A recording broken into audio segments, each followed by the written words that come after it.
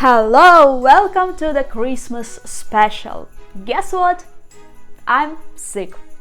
Thrilled to be sick on holidays, but it is what it is, life as it is. So that is why I'm not wearing makeup and my hair is Halloween something. But at least I have ideas for the costume for next Halloween, if we survive, of course. So I guess you allow me some discount for my sickness, and that is why I'm talking with you looking like a dodo. But it's okay. Without further ado, let's get into it. I would like to start from fasting, because weird thing about the fasting that 80% of people is thinking that is something about the food. However, fasting is not the diet. You do not have to wait all whole year to fast 40 days and think that it will make you closer to God. But what can bring you closer to God is everyday prayer, studying the Holy Bible, going to the church gathering, meetings, and of course, spiritual deep dive into the fasting, not only diet. During Christmas fast that has duration for 40 days, it's prohibited to lie, argue with others, be idle and lazy, have much fun with alcohol, arrange parties, entertainment events, to travel. It doesn't apply to visit holy places, to hunt and fish. But what is most important is to decrease things that distancing you from God. Of course, it requires discipline, consistency and motivation. Some titans of faith can do everything at once plus fast with food restrictions. However, in my opinion, if you cannot handle all this restriction on fasting, you just need to pick up some of them, at least 2 of them, and stick into it and be consistent about your fasting. And, however, I have already told you that fasting is not the diet, but the day I mentioned it, I got a food poison. You see, universe is showing me that I need to be more humble about the food. I got a food poison, and after my gastritis is relapsed, and it caused new and new problems, new and new analysis and doctor's appointment. But at least I believe I will be better, and now I'm eating only chicken and porridge. So my fasting is in full scope. Do you know, guys, how much I love coffee? You know what I mean. Cappuccino, latte, rough, espresso with milk. Gosh, I'm in the coffee heaven, but due to the gastritis I had to go back down to earth. No coffee, guys. Feeling like in London. However, if food is the reason of your health issues, for example, like mine health issues, then you should be real humble to food. You should restrict alcohol, sausages, fries, and all these carbs, pastries, sweets, and stick around fasting. It will be great for your health, for your body and mind. I do believe it. Another tradition is Christmas decoration, of course. It's very secular traditions, and I know that Americans are going crazy about Christmas decoration. In Europe, we much more calm about these things. However, today I wanted to tell you about specific Ukrainian style of decorating, about Ukrainian diduch. It's basically bouquet from wheat and grain. And our ancestors believed that if you put diduch on the table together with 12 special dishes for Christmas, the ghosts of your grandparents and their grandparents, all the lineage of your ancestor, will inhabit this diduch and will celebrate Christmas with you. Of course, this is nothing to do about Christianity, nothing to do, absolutely. It's 100% pagan tradition. However, for me, this tradition now in the wartime brings new sense, because you know about grain blockade and grain deal, how Russia have stole our grain and block our Black Sea ports.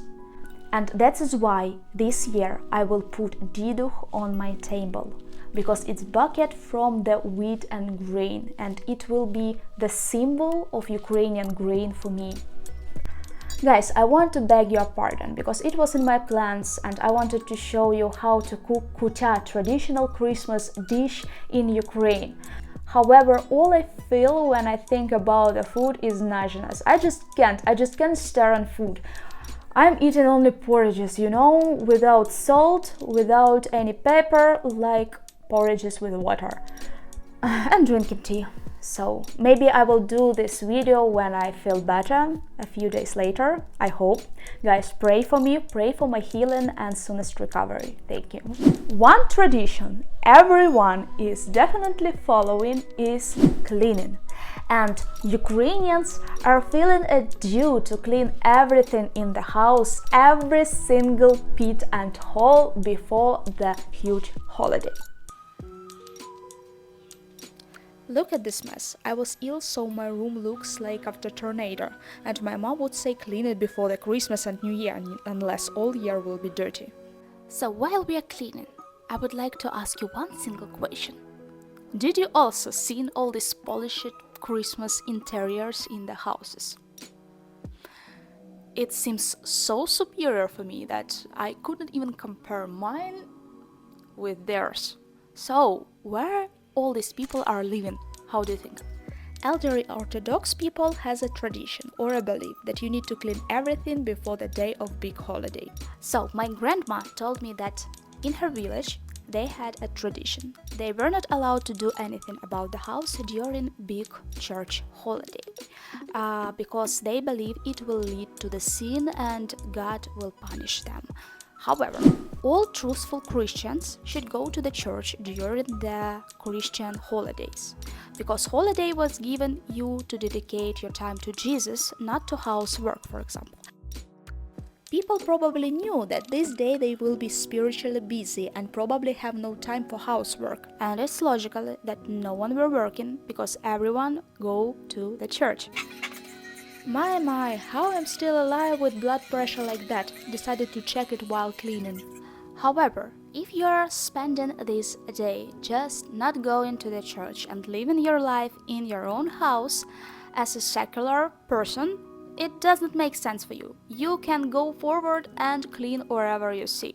If you are a Christian who came after the church in the holiday and saw your loved ones in need asking for your help, there will be no any sin to do work. As in the Gospel it was said, that shall have one sheep, and if it fell into the pit on the Sabbath day, will he not lay hold on it and leave it out? Another very common secular tradition that we are loving so much, that we are sticking into it, and it's common for every country, and marketing is doing money on us. Yes, broke life swag. It's Christmas shopping. I have read in the internet that people spending most of their money in this period to buy presents for their loved ones. And it starts during the Thanksgiving season in America and starting from Black Friday in Europe and lasts till the midst of January. I also was infected by the shopping fever. Bought this frame, you see? It's cute, for $1. You may understand that war economic decline plays not in the Christmas shopping favor. Thanks God thrift stores are existing. I found one near my house. On the first floor they are selling new outdated clothing, which is costly by the way. My fellow Victoria, displaced woman from back home, was just doing my nails, advised me to go downstairs and check clothing on the way. I remember in 90s second-hand was a real deal. People who got used to see only Soviet Union crap first time witnessed thrifted branded clothing with actual good quantity and were impressed. And when I was a teenager, in my school everyone were buying in the second-hand. First because it was cheap, and second it was different from all what you've seen in the market. But even if you bought something there, you should never confess anyone you are wearing thrift clothing. Well, now I'm living in the society where vintage and care about environment is trending, but in the 90s, post-Soviet people were doing their best to hide the fact that we were actually poor as church mice. I think it was collective trauma, as in Soviets uncovering and talking about your issues and struggles were shameful. To confess someone you are struggling to put food on the table, it was a sign of a weakness. But to be honest, if you are watching this video and despising me for wearing someone else's clothing, don't be judgeful, because you never know what tomorrow brings to you. And yes, I will not buy this hat probably, but at least I can play around in the fitting room. Scottish skirt looks amazing. It is probably pure wool, but too long for my short legs. And I should at least give a try this dress inspired by Acacia Brinley aesthetics, but unfortunately not for my short legs. So we are buying this ball from IKEA. There is no IKEA in Lviv, by the way. Ugly sweater, because every girl should have it for Christmas. Okay, this vest I will combine with more serious outfits. Ever got sweater for Ilya? Absolutely new. Do you know how much I've spent? $9 my ass. Bought Christmas pajama pants. Why not? Guys, thank you for watching this video. I wish God could bless you and your family in this Christmas Eve. I wish your country peace and prosperity. Please do not forget about Ukraine. If you can, if it's possible for you, you can write an email letter to your senators and ask them for pushing the question about Ukrainian aid, if it's possible for you. If it's not possible, I encourage you to pray for Ukraine. If you want to support this channel, you can proceed to description of this video and you will see Buy Me a Coffee page and PayPal. Thank you and God be with you. Merry Christmas!